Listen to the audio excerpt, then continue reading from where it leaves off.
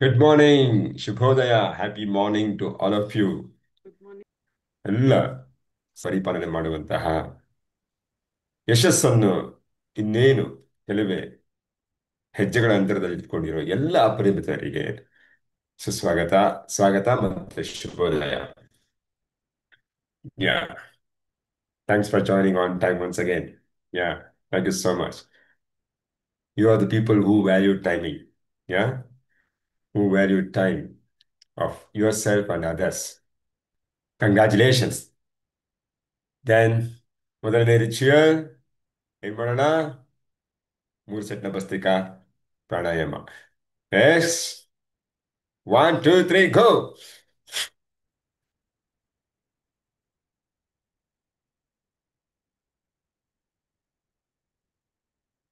ಒಂದ್ ಸೆಟ್. ಎರಡನೇದು.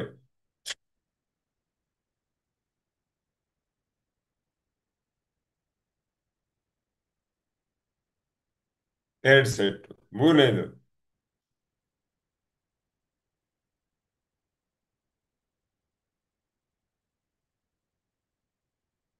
3 ಸೆಟ್ ಭಸ್ತ್ರಿಕಾ ಪ್ರಾಣಾಯಾಮನ ಯಶಸ್ವಿಯಾಗಿ ಮಾಡಿದಿರಾ. ಕಂಗ್ರ್ಯಾಚುಲೇಷನ್ಸ್. Excellent excellent. ಈಗ ಸೆಕೆಂಡ್ ರಿಚುವಲ್. ನಾವು ಅಪರಿಮಿತರು ಅಂತ ಒತ್ತಿ ಹೇಳೋ ಸಮಯ. ಯಾರಿಗೆ? ನಮ್ಮ ಸಬ್ ಕಾನ್ಶಿಯಸ್ ಮೈಂಡ್ಗೆ. ಬೇರೆಯವ್ರಿಗೆಲ್ಲ, ಹೊರಗಡೆ ಪ್ರಪಂಚಕ್ಕಲ್ಲ. ನಮಗೆ ನಾವು, ನಮ್ಮ ಮನಸ್ಸು ನಮ್ಮನ್ನ ಫಸ್ಟ್ ಒಪ್ಕೊಳ್ಬೇಕು. ಅದು ಒಪ್ಕೊಳ್ತಾ ಇದೆ ಈಗ. ಅದನ್ನ ಮಾಡೋ ಕಾರ್ಯ ಏನು? ಅಫರ್ಮೇಶನ್. ಇದು ಪಾಸಿಟಿವ್ ದೃಢೀಕರಣ ನಮ್ಮ ಬಗ್ಗೆ. ನಾವು ಅಪರಿಮಿತರು, ನಮ್ಮಲ್ಲಿ ಅಪರಿಮಿತವಾದಂತಹ ಸಾಮರ್ಥ್ಯ ಇದೆ. ಅದರ ಸಹಾಯದಿಂದ ನಾನು ಏನನ್ನು ಬೇಕಾದ್ರೂ ಸಾಧಿಸಬಲ್ಲೆ ನನ್ನ ಜೀವನದಲ್ಲಿ ಅಂತೇಳಿ ಅಲ್ವಾ? ರೆಡಿ? 1 2 3 ಗೋ. ಒನ್ ನಾನು ಅಪರಿಮಿತ. 1 2 3. ನಾನು ಅಪರಿಮಿತ. 1 2 3. ನಾನು ಅಪರಿಮಿತ. ಎಸ್, ನಾನು, ನೀವು ಎಲ್ಲರೂ ಅಪರಿಮಿತರೇ ಅಲ್ವಾ? ನಮ್ಮ ಅಪರಿಮಿತ ಸಾಮರ್ಥ್ಯ ಹೆಕ್ಕಿ ತೆಗೆದು ನಮ್ಮ ಜೀವನದ ಎಲ್ಲಾ ಕ್ಷೇತ್ರಗಳಲ್ಲಿ, ಅಥವಾ ನಮಗೆ ಯಾವ ಕ್ಷೇತ್ರಗಳಲ್ಲಿ ಬೇಕೋ ಆ ಕ್ಷೇತ್ರದಲ್ಲಿ ನಾವು ಇಟ್ಕೊಂಡಿರೋ ಗುರಿನ ಇಷ್ಟರಲ್ಲೇ ಸಾಧಿಸಕ್ಕೆ ಹೊರಟಿದ್ದೀವಿ. ಯೋಧರ ಹಾಗೆ. It's very very important. ಒಬ್ಬ ಯೋಧ ಯುದ್ಧಕ್ಕೆ ಹೇಗೆ ಹೋಗ್ತಾನೆ? ಗೆಲ್ಲಲೇಬೇಕು ಅಂತ ಹೋಗ್ತಾನೆ ಅಲ್ವಾ? ಅಥವಾ ಅರ್ಧಕ್ಕೆ ಬಿಟ್ಟು ಬರ್ತೀನಿ ಅಂತ ಯಾವತ್ತೂ ಪರಿಕಲ್ಪನೆ ಮನಸ್ಸಲ್ಲಿ ಇರೋದೇ ಇಲ್ಲ, ಸಾಧ್ಯನೇ ಇಲ್ಲ. ಗೆಲ್ಲೇಬೇಕು ಅಂತ ಹೋಗ್ತಾನಲ್ಲ, ಆ ಒಂದು ಮನೋಭಾವ ನಮ್ಮಲ್ಲಿ ಇವತ್ತಿಗೆ ಈಗ ಇದೆ. ಆದ್ರಿಂದ ಯಶಸ್ಸು ಗಳಿಸೋದು ತುಂಬಾನೇ ಸುಲಭ. ಓಕೆ. ಯಾ 64 ಯಶಸ್ವಿ ತತ್ವಗಳಲ್ಲಿ ನಾವು 36 ಯಶಸ್ವಿ ತತ್ವಗಳನ್ನ ಕಲ್ತಿದ್ದೀವಿ, ಜೀವನದಲ್ಲಿ ಅಳವಡಿಸ್ಕೊಂಡಿದ್ದೀವಿ, ಅದರ ಲಾಭಗಳನ್ನ ಪಡಿತಾ ಇದ್ದೀವಿ. ಸೊ ಗೊತ್ತಿಳಿದೆ. Stay motivated with the masters. Stay motivated with the masters. Masters pronunciation ಹೇಗೆ ಬೇಕಾದ್ರೆ ಹೇಳ್ಬೋದು ಇಂಗ್ಲಿಷಲ್ಲಿ. ಮಾಸ್ಟರ್ಸ್ ರೊಂದಿಗೆ ಪ್ರೇರಣೆಯಿಂದಿರಿ ಅಂತ ಹೇಳ್ತಾರೆ ಜಾಕ್ ಕ್ಯಾನ್ಫೀಲ್ಡ್. ಒಂದೊಂದನ್ನೇನು ಸೂಕ್ಷ್ಮವಾಗಿ ಗಮನಿಸ್ಕೊಂಡು ಬಂದ್ರೆ, ಒಂದೊಂದು ತಂತ್ರನು ಇನ್ನೊಂದು ತಂತ್ರಕ್ಕೆ ಅವಲಂಬಿತ ಆಗಿರೋ ತರ ಅಥವಾ ಪೂರಕವಾಗಿರೋ ತರ ಇರೋದು ನಮಗೆ ಗೋಚರ ಆಗ್ತಾ ಹೋಗುತ್ತೆ. ಎಷ್ಟು ಅದ್ಭುತವಾಗಿ ಈ ಪುಸ್ತಕನ ಜಾಕ್ ಕ್ಯಾನ್ಫೀಲ್ಡ್ ಅವರು ಬರೆದಿದ್ದಾರೆ. ಅದಕ್ಕೋಸ್ಕರನೇ ಪ್ರಪಂಚದಲ್ಲಿ ಹಲವಾರು ಮಿಲಿಯನ್ ಗಟ್ಟಲೆ ಇದು ಸೇಲ್ ಆಗಿ ಹಲವಾರು ಮಿಲಿಯನ್ ಜನ ಪರಿವರ್ತನೆ ಹೊಂದಿದ್ದಾರೆ, ಯಶಸ್ವಿ ವ್ಯಕ್ತಿಗಳನ್ನಾಗಿ. ಓಕೆ. ಸೊ ಕಾಣುತ್ತಾ ನಿಮಗೆ? ಕಾಣ್ತಾ ಇದೆ ಅಂತ ಭಾವಿಸ್ತೀನಿ. ಒಂಚೂರು ದೊಡ್ಡದು ಮಾಡ್ತೀನಿ. I know you people have logged in through your mobile phones. ಒಂಚೂರು ದೊಡ್ಡದು ಮಾಡಿದ್ದೀನಿ. Hope my screen is visible to. Yeah, a successful person realises his personal responsibility for self motivation. ಒಬ್ಬ ಯಶಸ್ವಿ ವ್ಯಕ್ತಿ, ಒಬ್ಬ ಸಾಧಕ, ಅವನು ಸೆಲ್ಫ್ ಮೋಟಿವೇಶನ್ ಅಂದ್ರೆ ಸ್ವಪ್ರೇರಣೆ, ಸ್ವಯಂ ಪ್ರೇರಣೆ ಅನ್ನೋದು ಏನು, ಅದರ ಬಗ್ಗೆ ಇರುವಂತ ಜವಾಬ್ದಾರಿ, ನನ್ನ ಜವಾಬ್ದಾರಿ ಏನು ಅಂತ ಅವನಿಗೆ ಅರ್ಥ ಆಗಿರುತ್ತೆ. ಸಾರಿ, ಯಾ. ಸೊ ಆತನಿಗೆ ನನ್ನ ಜವಾಬ್ದಾರಿ ಏನು? ಸ್ವಯಂ ಪ್ರೇರಣೆ ಮಾಡ್ಕೊಳ್ಳೋಕ್ಕೆ, ನನಗೆ ನಾನೇ ಪ್ರೇರಣೆಯನ್ನು ಕೊಟ್ಕೊಳ್ಳೋದಕ್ಕೆ, ನನ್ನ ಗುರಿಯತ್ತ ಸಾಗೋದಕ್ಕೆ ನನಗೆ ಬೇಕಾಗಿರುವಂತಹ ಅವಶ್ಯಕತೆ ಇರುವಂತಹ ಒಂದು ಇಂಧನ ಅಂತ ಹೇಳ್ಬೋದು ಆ ಪ್ರೇರಣೆನ. ಅದನ್ನ ತನ್ನನ್ನು ತಾನೇ ಪಡ್ಕೊಳ್ಳೋಕ್ಕೆ ನನ್ನ ಜವಾಬ್ದಾರಿ ಏನು, ಅದನ್ನು ಕ್ರಿಯೇಟ್ ಮಾಡೋದಕ್ಕೆ, ಸೃಷ್ಟಿ ಮಾಡೋದಕ್ಕೆ ಅಂತ ಅವನಿಗೆ ಗೊತ್ತಿರುತ್ತೆ. ಯಾ, he starts with himself because he possesses the key to his own ignition switch. ಅವನು ತನ್ನಿಂದನೇ ಪ್ರಾರಂಭ ಮಾಡ್ತಾನೆ. ಯಾರು ಸಕ್ಸಸ್ಫುಲ್ ಪರ್ಸನ್. ಆಮೇಲೆ ಏನ್ ಮಾಡ್ತೀವಿ, ಇನಿಷಿಯಲಿ ಸಕ್ಸಸ್ಫುಲ್ ಪರ್ಸನ್ ಆಗಕ್ ಮುಂಚೆ ನಮ್ಗೆಲ್ಲ ಒಂದು ಕಿಕ್ ಸ್ಟಾರ್ಟ್ ಬೇಕು, ಬೇರೆಯವ್ರ ಕಡೆ ಪುಷ್ ಬೇಕು ಅಲ್ವಾ? ತಪ್ಪೇನಿಲ್ಲ, ತಪ್ಪೇನಿಲ್ಲ. ಬಟ್ ಯಾವಾಗಲೂ ಆ ರೀತಿ ಇರಬಾರ್ದು ಅಂತ ಹೇಳ್ತಾರೆ ಉದ್ದೇಶ. ಇನಿಷಿಯಲಿ ಅದ್ ಬೇಕು. ಹೋಗ್ತಾ ಹೋಗ್ತಾ ಹೋಗ್ತಾ ಬಾಹ್ಯ ಪ್ರೇರಣೆಗಿಂತ ಆಂತರಿಕ ಪ್ರೇರಣೆ ತುಂಬಾನೇ ಮುಖ್ಯ. ಅದೇ ಒಬ್ಬ ವ್ಯಕ್ತಿನ ಆ ಫ್ಯೂಯಲ್ ಅಂತ ಹೇಳ್ತೀವಿ, ಇಂಧನನ. ಒಂದು ಗಾಡಿಗೆ ಏನ್ ಬೇಕಾಗಿರುತ್ತೆ ಅದು ಇದ್ರೇನೆ ಗಾಡಿ ಮುಂದೆ ಹೋಗಕ್ಕೆ ಸಾಧ್ಯ ಇರುವಂಥದ್ದು. ಅದನ್ನ ತಾನೇ ತಯಾರಿಸಿ ಬಳಸ್ಕೊಂತಾ ಇದ್ರೆ ಆ ಗಾಡಿ ಯಾವುದೇ ಅಡ್ಡಿ ಆತಂಕಗಳಿಲ್ಲದೆ ತನ್ನ ಡೆಸ್ಟಿನೇಷನ್ ನ ಮುಟ್ಟುತ್ತೆ. ಸೊ ಹಾಗೆ ಸಕ್ಸಸ್ಫುಲ್ ಪರ್ಸನ್ ಯೋಚನೆ ಮಾಡುವಂಥದ್ದು ಅಲ್ವಾ? ಸೊ ಯಾಕಂದ್ರೆ ಆ ಇಗ್ನಿಷನ್ ಕೀಲಿ ಅವನ ಕೈಯಲ್ಲೇ ಇರುತ್ತೆ, ಗಾಡಿನ ಸ್ಟಾರ್ಟ್ ಮಾಡಿ ಫ್ಯೂಲ್ ಹಾಕೊಂಡು ಹೋಗುವಂಥದ್ದು. ಆ ರೀತಿ ನಾವು ಆಗ್ಬೇಕು. ಬಾಹ್ಯ ಪ್ರೇರಣೆ ಬೇಕು, ಎಸ್, ಬೇಕು. But end of the day ನಮ್ಗೆ ಆಂತರಿಕ ಪ್ರೇರಣೆ ತುಂಬಾನೇ ಮುಖ್ಯ ಅಲ್ವಾ ಅಂತ ಹೇಳ್ತಾರೆ Kemmons Wilson, founder of Holiday Inn hotels. Holiday Inn hotels ಏನಿದೆ, ಗ್ರೂಪ್ ಆಫ್ ಹೋಟೆಲ್ಸ್, ಅದರ ಫೌಂಡರು ಈ ಮಾತನ್ನ ಹೇಳ್ತಾರೆ. ಅಂದ್ರೆ ಅವನ ಕಂಟ್ರೋಲು ತನ್ನ ಕೈಲಿ ಇರೋದ್ರಿಂದ ತಾನೇ ಸ್ವಯಂ ಪ್ರೇರಣೆ ಮಾಡ್ಕೋಬಹುದು. ಸಕ್ಸಸ್ಫುಲ್ ಪರ್ಸನ್ ಅದನ್ನ ಮಾಡ್ತಾನೆ ಅಂತ. ಬಣ್ಣ ಏನಾಗ್ಬಿಟ್ಟಿರುತ್ತೆ ಅಂತ ಹೇಳಿದ್ರೆ, ನಾವು ಆಲ್ರೆಡಿ ಟ್ರೈನ್ ಆಗಿರ್ತೀವಿ, ಚೆನ್ನಾಗಿ ಅದ್ಭುತವಾಗಿ ಟ್ರೈನ್ ಆಗಿರ್ತೀವಿ ಚಿಕ್ಕ ವಯಸ್ಸಿಂದ. S R no? ಯಾ, ಆಂತರಿಕ ಪ್ರೇರಣೆಗೆ ನೋವೇ, ನೋವೇ ಓನ್ಲಿ ಬಾಹ್ಯ ಪ್ರೇರಣೆಗೆ. ಬಾಹ್ಯ ಪ್ರೇರಣೆಗೆ ನಮ್ಮನ್ನ ಟ್ರೈನ್ ಮಾಡಲ್ಪಟ್ಟಿರುತ್ತೆ. ಯಾರು? ನಮ್ಮ ಪೇರೆಂಟ್ಸ್. ಚಿಕ್ಕ ವಯಸ್ಸಿನಿಂದ ನಮಗೆ ಏನು ಬಾಲ್ಯದಲ್ಲಿ ಘಟನೆಗಳು ಸೃಷ್ಟಿಯಾಗುತ್ತೋ ಅಥವಾ ಸೃಷ್ಟಿ ಮಾಡ್ತಾರೋ ಆಮೇಲೆ ನಮಗೆ ಬಾಹ್ಯ ಪ್ರೇರಣೆನೇ ಬೇಕನ್ಸುತ್ತೆ. ಹೇ, ನೀನು ಇದನ್ನ ಬರೆದ್ರೆ ನಿನಗೆ ಚಾಕ್ಲೇಟ್, ಇವತ್ತು ಶಾಲೆಗೆ ಹೋಗಿ ಬಂದ್ರೇನೆ ನಿನಗೆ ನಿನಗೆ ಏನೋ ಒಂದು ಗಿಫ್ಟ್ ಕೊಡ್ತೀನಿ. ಈ ಹೋಮ್ ವರ್ಕ್, ಈ ಪ್ರಾಜೆಕ್ಟ್ ನೀನು ಮಾಡಿದ್ರೆ ನಾನು ನಿನಗೆ ಒಂದು ಸ್ವೀಟ್ ನ ತಂದು ಕೊಡ್ತೀನಿ. ಚಾಕ್ಲೇಟ್ ಪ್ರೇರಣೆ, ಬಾಹ್ಯ ಪ್ರೇರಣೆ ಅಲ್ವಾ? ಸೊ ಮತ್ತೆ ಹೇಳ್ತೀನಿ ಸ್ನೇಹಿತರೆ, ತಂದೆ ತಾಯಿ ತಪ್ಪಿಲ್ಲ, ಅವ್ರಿಗಿರೋ ಜ್ಞಾನ ಅಷ್ಟಿರುತ್ತೆ, ಅವ್ರಿಗೆ ಸಮಯ ಅಷ್ಟಿರುತ್ತೆ, ಅದು ಮಾಡೋದೇ ಹೆಚ್ಚು. ಬಟ್ ಅದರಿಂದ ನಮಗೇನಾಗತ್ತೆ, ಅದೇ ಅದರದೇ ಆದಂತಹ ಪ್ರತಿಕೂಲ ಪರಿಣಾಮಗಳು ನಮ್ಮಲ್ಲಿ ಆಲ್ರೆಡಿ ಮೂಡಿಬಿಡುತ್ತೆ. ಬರೀ ತಂದೆ ತಾಯಿ ಅಲ್ಲ, ನಮ್ಮ ಸ್ನೇಹಿತರಿರಬಹುದು, ನಮ್ಮ ವರ್ಗ ಇರಬಹುದು, ಶಾಲೆಯಲ್ಲಿ ಕೂಡ ಇರಬಹುದು. ಶಾಲೆಯಲ್ಲಿ ಇವರಿಗೆ 90% ಬಂದಿದೆ, ನಿನಗೆ 45% ಬಂದಿದೆ. ಯಾಕೆ? ನಮ್ಮ ಶಾಲೆಯಲ್ಲಂತೂ ಇನ್ನೂ ಒಂದು ಹೆಜ್ಜೆ ಮುಂದಕ್ಕಿರ್ತಾ ಇದ್ರು. ಒಂದು ಟೆಸ್ಟ್ ಕೊಟ್ಬಿಟ್ರು ಅವರು, 25 ಅಂಕಗಳಿಗೆ ಅನ್ಕೊಂತೀನಿ. ಬಯಾಲಜಿ ಸರ್ ಅವರು, ಬಯಾಲಜಿ ಜೀವಶಾಸ್ತ್ರ. 25 ಅಂಕಗಳಿಗೆ ಎಷ್ಟು ಅಂಕ ಕಡಿಮೆ ತಗೋತೀವ ಅಷ್ಟು ಹೊಡ್ತಾ. ಯಾ, ಸೊ ಇಲ್ಲಿ ಮೋಟಿವೇಶನ್ ಏನು? ಭಯ. ಓದೇ ತಿಂತೀನಿ ಅಂದ್ಬಿಟ್ಟು ಓದೋದು ಮೋಟಿವೇಶನ್. ಬಟ್ ಅದು ನೆಗೆಟಿವ್ ಮೋಟಿವೇಶನ್. ಅವ್ರು ನಮಗೆ ತಾವೇ ಮನ್ಸ್ಪಟ್ಟು ಇಷ್ಟಪಟ್ಟು ಓದೋ ತರ ಆ, ಒಂದು ಸನ್ನಿವೇಶ, ಪರಿಸರನ ಸೃಷ್ಟಿ ಮಾಡಕ್ಕೆ ಅವ್ರಿಗೆ ಅವರದೇ ಆದ ಇತಿಮಿತಿಗಳಿದ್ದು ವಿ ಕ್ಯಾನ್ ಅಂಡರ್ಸ್ಟ್ಯಾಂಡ್ ಟೀಚರ್ಸ್ ಪಾಪ. ಬಟ್ ಹೇಳೋದು ಆದ್ರೆ ನಾವು ಚೆನ್ನಾಗೂ ಓದಕ್ಕಾಯ್ತು ಒಂಚೂರು ಆವ್ರೇಜ್ ಮಟ್ಟಕ್ಕೆ, ಅದು ಬೇರೆ ವಿಚಾರ. ಬಟ್ ಆ ಭಯ ಒಂದ್ಸಲಿ ಕೂತ್ಕೊಂಡ್ಬಿಡುತ್ತೆ. ಅದು ಒಂದು ನೆಗೆಟಿವ್ ಎಮೋಷನ್ ಅಲ್ಲಿರುತ್ತೆ. ಏನಾಗ್ಬಿಡುತ್ತಪ್ಪ ಅಂತ ಹೇಳಿ, ನಾನೇನೋ ಸಾಧನೆ ಮಾಡಬೇಕಂದ್ರೆ ಇನ್ನೊಬ್ರು ಯಾರೋ ಚಾವಟಿ ಹಿಡ್ಕೊಂಡು ನನ್ನಿಂದ ನಿಂತ್ಕೊಂಡಿರ್ಬೇಕು, ಏಯ್ ಮಾಡು, ಮಾಡು, ಮಾಡು.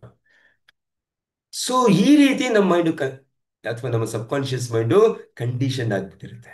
ಸೆಲ್ಫ್ ಮೋಟಿವೇಶನ್ ಅಲ್ಲ ಇದು, ಏನು ಬಾಹ್ಯ. ಬೇರೆಯವ್ರು ಹೇಳ್ಬೇಕು, ಏನೋ ಒಂದು ಹೊಸ ಕೆಲಸ ಮಾಡ್ಬೇಕು ಅಂದ್ರೆ ನಮ್ಮ ತಾಯಿನೋ, ನಮ್ಮ ತಂದೆನೋ, ನಮ್ಮ ಗುರುಗಳು, ನಮ್ಮ ಬಂಧು ವರ್ಗದವ್ರು ಯಾರೋ ಒಬ್ರು ಒಂದು ಚಾಕ್ಲೇಟ್ ಇಟ್ಕೊಂಡು ಅಲ್ಲಿ ನಿಂತಿರ್ಬೇಕು. ಅಂದ್ರೆ ನಿನಗೆ ಚಾಕ್ಲೇಟ್ ಸಿಗುತ್ತೆ. ಅಲ್ವಾ? ಎಷ್ಟು ಜನಕ್ಕೆ ಅನ್ಸುತ್ತೆ? ಅದಕ್ಕೆ ಅನ್ಸೋದಿಲ್ಲ, ನಮ್ಗೆ ಏನೇನೋ ಮಾಡ್ಬೇಕು ಮಾಡ್ಬೇಕು ಅಂತ ಅನ್ಕೊಂತೀವಿ, ಏನೇನೋ ಪ್ಲಾನ್ ಮಾಡ್ತೀವಿ. ಈ ವಾರ ಹಿಂಗ್ ಮಾಡ್ಬಿಡ್ಬೇಕು, ಈ ತಿಂಗಳು ಈ ತರ ಒಂದು ಇದೊಂದು ಹಳೆ ಮುಗಿಸ್ಬಿಡ್ಬೇಕು, ಈ ಆಕ್ಟಿವಿಟಿ ತುಂಬಾ ದಿನದ ಪೆಂಡಿಂಗ್ ಇದೆ, ನನ್ನ ಕೈಲಿ ಆಗತ್ತೆ, ಎಲ್ಲ ಗೊತ್ತಾಗ್ಬೇಕು, ಎಲ್ಲ ಗೊತ್ತು. 2 ದಿನ ಮಾಡಿದ್ಮೇಲೆ 3ನೇ ದಿನಕ್ಕೆ ಏನೋ ಒಂದು ಯಾ ಯಾಕೆ? ಆಂತರಂಗ ಆಂತರಂಗಿಕವಾಗಿರುವಂತಹ ಪ್ರೇರಣೆ, ಇನ್ನರ್ ಮೋಟಿವೇಶನ್, ಸೆಲ್ಫ್ ಮೋಟಿವೇಶನ್ ಕೊರತೆ ಇರುತ್ತೆ. ಯಾಕಂದ್ರೆ we are condition to that kind of motivation. ನಮಗೆ ಗೊತ್ತಿಲ್ಲ ಇದು. ನಮ್ಮ ಕಲ್ಚರ್ ಕೂಡ ಅದನ್ನ ಕಾಂಟ್ರಿಬ್ಯೂಟ್ ಮಾಡಿ ಕೊಡುಗೆ ನೀಡಿದೆ ಅದಕ್ಕೆ. ಕಲ್ಚರ್ ಕೂಡ, ಬೇರೆಯವ್ರ ಮುಂದೆ ಆ ಥರ ಎಲ್ಲ ಆ, ಮಾತಾಡಬಾರ್ದು, ಆ ಥರ ಬಿಹೇವ್ ಮಾಡಬಾರ್ದು ನೀನು. ಒಬ್ಬ ಮನಸ್ಸು, ಒಬ್ಬ ಮಗು ತನಗೇನು ಇಷ್ಟ ಇದೆ ಅದನ್ನ ವ್ಯಕ್ತಪಡಿಸೋದು ಕೂಡ ಬಿಡಲ್ಲ ಈ ಸಮಾಜದಲ್ಲಿ. ಯಾ ಏನು ಹುಚ್ಚುಚ್ಚ ಥರ ಆಡ್ತೀಯಾ? ಬೇರೆಯವ್ರು ಏನ್ ತಿಳ್ಕೊತಾರೆ? ತಕ್ಕಂತ ತಲೆಗೆ ಹೋಗುತ್ತೆ, ಓ ಹಿಂಗಾಡ್ರೆ ನಾನು ಹುಚ್ಚ, ನಾನು ಹಿಂಗ್ ಮಾಡ್ಬಾರ್ದು. ಮುಗ್ಧ ಮಗು ತನಗಿಷ್ಟ ಬಂದಿರೋ ತರ ಒಂದು ಭಾವನೆಯನ್ನ ವ್ಯಕ್ತಪಡಿಸೋಕೆ ಕೂಡ ಈ ಸಮಾಜದಲ್ಲಿ ಅವಕಾಶ ಇರಲ್ಲ.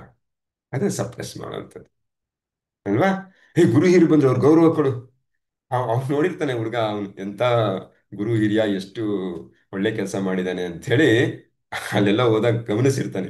ಅವನೇನೋ ಎಣ್ಣೆ ಹೊಡಿಯೋದು, ಬಿಡಿ ಹೊಡಿಯೋದು, ಕೆಟ್ಟ ಮಾತು ಮಾತಾಡೋದು ಮಾಡಿರುತ್ತೆ, ನೋಡಿರ್ತಾನೆ. ಇಲ್ಲಿ ಬಂದಾಗ ತಂದೆ ತಾಯಿ, ಹೇ ನಮಸ್ಕಾರ ಮಾಡು, ನಮಸ್ಕಾರ ಮಾಡೋದು ಎಲ್ಲಿಂದ ಮಾಡೋದು? ಆಂತರಿಕ ಗೌರವ ಬರ್ತಾ ಇಲ್ಲ, ಬಟ್ ಬಲವಂತವಾಗಿ ಭಯದಿಂದ ನಮಸ್ಕಾರ ಮಾಡುವಂಥದ್ದು. ಕಾನ್ಫ್ಲಿಕ್ಟ್ ಇರುತ್ತೆ, ಸ್ಟಿಲ್ ನಾವು ಮಾಡ್ತೀವಿ. ಇದು ನಮ್ಮ ಪರಿಸರ ಕ್ರಿಯೇಟ್ ಮಾಡ್ತಾ ಹೋಗುತ್ತೆ. ಅಥವಾ ಗಂಡು ಮಕ್ಕಳು ಏನಾದ್ರು ಬೇರೆ ತರ ವರ್ತನೆ ಮಾಡಿದ್ರೆ, ಈ ಹೆಣ್ಮಕ್ಳು ತರ ಆಡ್ತಿಯಲ್ಲೋ ಅನ್ನೋದು. ಓ ಹಿಂಗ್ ಮಾಡಿದ್ರೆ ಹೆಣ್ಮಕ್ಳು ನಾನು ಮಾಡಬಾರ್ದಾ ಅಂತ ಅಂದೆ. ಅಥವಾ ಹೆಣ್ಮಕ್ಳು ಏನಾದ್ರು ಮಾಡಿದ್ರೆ, ನಿನ್ ಗಂಡು ಮಗುನ ಆ ಥರ ಎಲ್ಲ ಮಾಡ್ತಾರ, ಮಾಡಂಗಿಲ್ಲ ಅಂತ ಹೇಳ್ಬಿಡು. ಸೊ ಸಮಾಜದ ಕೆಲವು ಕಟ್ಟುಪಾಡು ಕೂಡ ನಮ್ಮ ಒಂದು ಏನು ಪ್ರೇರಣೆ, ಆಂತರಿಕ ಪ್ರೇರಣೆನ ಬೆಳೆಯೋದಕ್ಕೆ ಬಿಡಲ್ಲ. ಕೇವಲ ಬಾಹ್ಯ ಪ್ರೇರಣೆ, ಒಳ್ಳೇದಿರ್ಲಿ ಕೆಟ್ಟದಿರ್ಲಿ. ನಾನು ಒಳ್ಳೇದು ಮಾಡಿದ್ರೆ ಏನೋ ಸಿಗುತ್ತೆ ನನಗೆ, ನೀನು ಒಳ್ಳೇದು ಮಾಡೋ ಸ್ವರ್ಗಕ್ಕೆ ಹೋಗ್ತೀಯಾ, ಅಲ್ಲಿ ನಿನಗೆ ಏನೇನೋ ಸಿಗುತ್ತೆ, ಏನೇನೋ ಇಟ್ಟಿರ್ತಾರೆ. ಕೆಟ್ಟದ್ ಮಾಡು ನರಕಕ್ಕೆ ಹೋಗ್ತೀಯಾ, ನರಕದಲ್ಲಿ ನಿನಗೆ ಪನಿಷ್ಮೆಂಟ್ ಇದೆ, ಚಿತ್ರಹಿಂಸೆ ಕೊಡ್ತಾರೆ, ಚಿತ್ರಗುಪ್ತ ಬರ್ಕೊಂತಾ ಇರ್ತಾನೆ.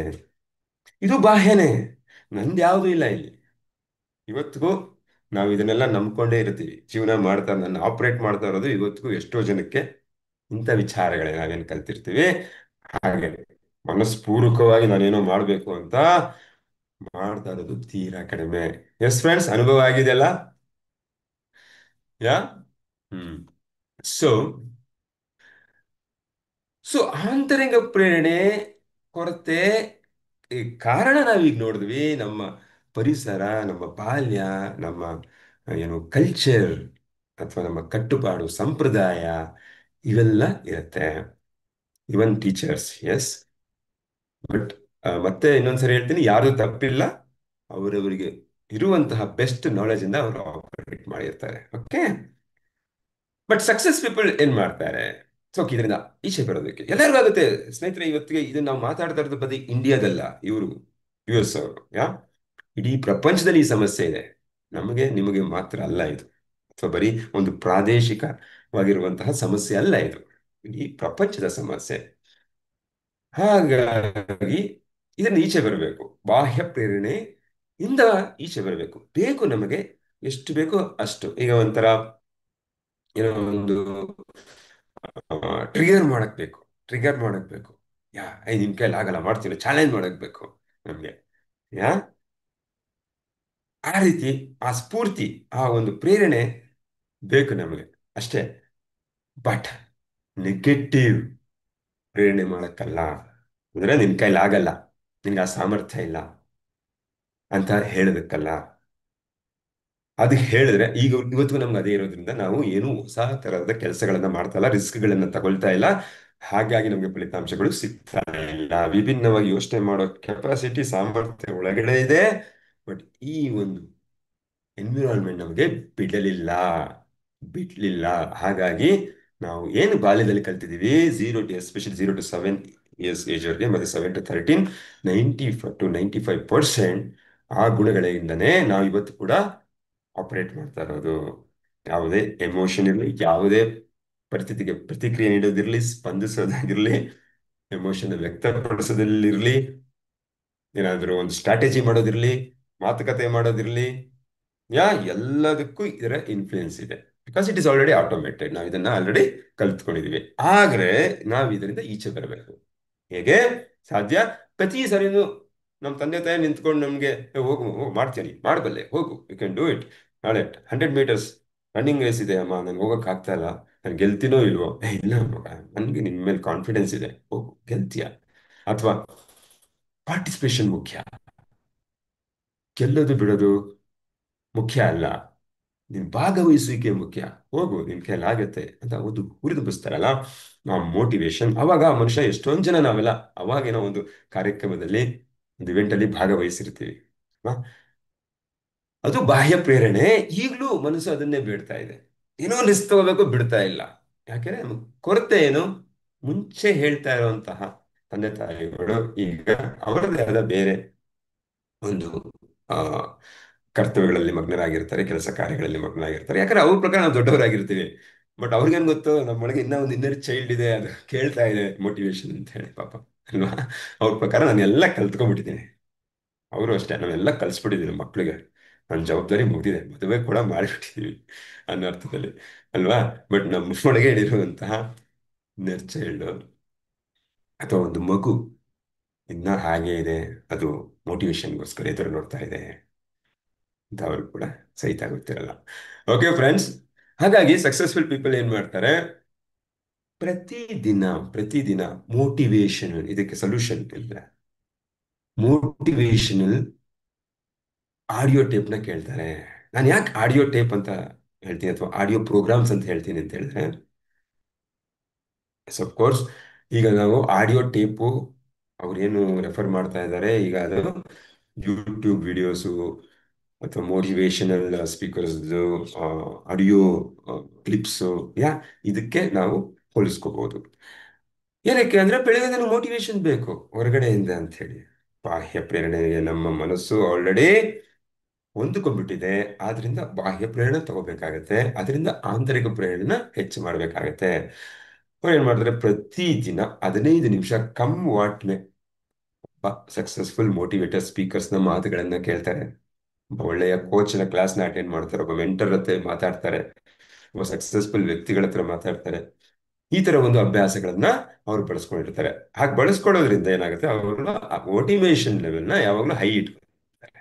ಮೋಟಿವೇಶನ್ ಜಾಸ್ತಿ ಆದಾಗ ನಮ್ಮೇಲೆ ನಮಗೆ ಕಾನ್ಫಿಡೆನ್ಸ್ ಬರುತ್ತೆ.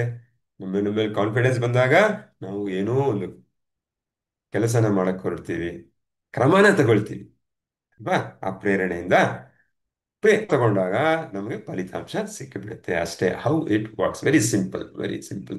So learn virtually anything you want or need to know. So virtual ಆಗಿ ಅಂದ್ರೆ ನಾವು ಆಫ್ಲೈನ್ ಕಾರ್ಯಾಗಾರಕ್ಕೆ ಹೋಗ್ಬೇಕು ಅಂತಿಲ್ಲ. ಈಗ ತುಂಬಾ ಕೊರೋನಾ ಬಂದಾಗಿಂದ ಪ್ರಪಂಚನೇ ತುಂಬಾನೇ ಬದಲಾಗ್ಬಿಟ್ಟಿದೆ. ಅದರಲ್ಲೂ ಇನ್ಫಾರ್ಮೇಶನ್ ಟೆಕ್ನಾಲಜಿ ಅಂತ ನಾವೇನ್ ಕರಿತಾ ಇದೀವಿ, ಈಗ ನಡೀತಾ ಇರೋದು, ಇನ್ಫಾರ್ಮೇಶನ್ ಪ್ರತಿಯೊಬ್ಬರಿಗೂ ಇದೆ ಅಲ್ವಾ? ಯಾಕೆ? ತಂತ್ರಜ್ಞಾನ ತುಂಬಾನೇ ಮುಂದೆ ಹೋಗ್ಬಿಟ್ಟಿದೆ. ಊಹೆ ಮಾಡ್ಕೊಳಕ್ ಸಾಧ್ಯ ಇಲ್ಲ ನಾವು 20 ವರ್ಷ 30 ವರ್ಷದ ಹಿಂದೆ. ಆಗ ನಮ್ಗೆ ಏನು ಬೇಕು, ಬೆರಳ ತುದಿನಲ್ಲಿ ಸಿಗತ್ತೆ. Of course you guys are doing that, ನೀವು ಅದನ್ನು ಮಾಡ್ತಾ ಇದ್ದೀರಾ. ಯಾವುದೋ ಒಂದು ಒಳ್ಳೆ ಕಾರ್ಯಕ್ರಮವನ್ನ ನೋಡುವಂಥದ್ದು, ಕೇಳುವಂಥದ್ದು, ಅದರಿಂದ ಮೋಟಿವೇಟ್ ಹೊಂದುವಂಥದ್ದು, ಯಾ ಅದರಿಂದ ಪ್ರೇರಣೆಗಳಿಗಾಗಿ ಹಿಂದೆ ಮರೆತಿದ್ದ ಕೆಲಸಗಳನ್ನ ಮತ್ತೆ ನೆನಪಿಸ್ಕೊಂಡು, ಜವಾಬ್ದಾರಿಗಳನ್ನ, ಗುರಿಗಳನ್ನ ಮತ್ತೆ ಅದನ್ನ ಮಾಡೋಕ್ಕೆ ಶುರು ಮಾಡ್ಕೊಂಡಿರೋದು ಕೂಡ ಇರುತ್ತೆ, ಖಂಡಿತವಾಗ್ಲೂ ಇರುತ್ತೆ ಆ ಪ್ರೇರಣೆ. ಮತ್ತೆ ಸಮಯ, ಅದಕ್ಕೆ ಸಮಯ ಕೂಡ ಆ ಹೇಗೆ ಅದನ್ನ ಕ್ರಿಯೇಟ್ ಮಾಡ್ಕೋಬೇಕು. ನಾವು ಎಷ್ಟೊಂದ್ ಸಾರಿ ಅನ್ಕೊಂತೀವಿ, ನಮ್ಮ ಹತ್ರ ಸಮಯ ಇಲ್ಲಪ್ಪ, ನಮಗೆಲ್ಲ ಅನ್ಸುತ್ತೆ ಬಾಹ್ಯ ಪ್ರೇರಣೆ ಬೇಕು, ಬಟ್ ಸಮಯ ಇಲ್ಲ ನನ್ನ ಹತ್ರ. ನೋಡಿ, ಈ ಆಕ್ಟಿವಿಟಿ ಇದೆ, ಬೆಳಿಗ್ಗೆ 5 ಗಂಟೆಯಿಂದ ರಾತ್ರಿ 12 ಗಂಟೆವರೆಗೂ ಒಂದೊಂದು ಕ್ಯಾಲೆಂಡರ್ ಫುಲ್ಲು ಶೆಡ್ಯೂಲ್ ಆಗಿಬಿಟ್ಟಿದೆ ಪ್ರತಿಯೊಂದು. ಅದಕ್ಕೋಸ್ಕರ ಲೇಖಕರು ಒಂದು ಐಡಿಯಾ ಕೊಡ್ತಾರೆ. ಓಕೆ ಗಾಯ್ಸ್, ನಿಮ್ಗೆ ಹತ್ರ 15 to 30 ಮಿನಿಟ್ಸ್ ಇಲ್ಲ ಅಂದ್ರೆ what you can do, what you can do, ನೋಡಕ್ಕಿಲ್ಲ, ಓಕೆ ಕೇಳಕ್ಕಿರ್ಬೋದಾ, ಕೇಳಕ್ಕಿರ್ಬೋದಾ? ಕೇಳಕ್ಕಿರ್ಬೇಕು ಅಂತ ಹೇಳಿದ್ರೆ ಏನ್ ಮಾಡ್ಬೋದು? ಆವರೇಜ್ ಆಗಿ ಅವ್ರನ್ನ ಸ್ಟಡಿ ಮಾಡ್ತಾರೆ.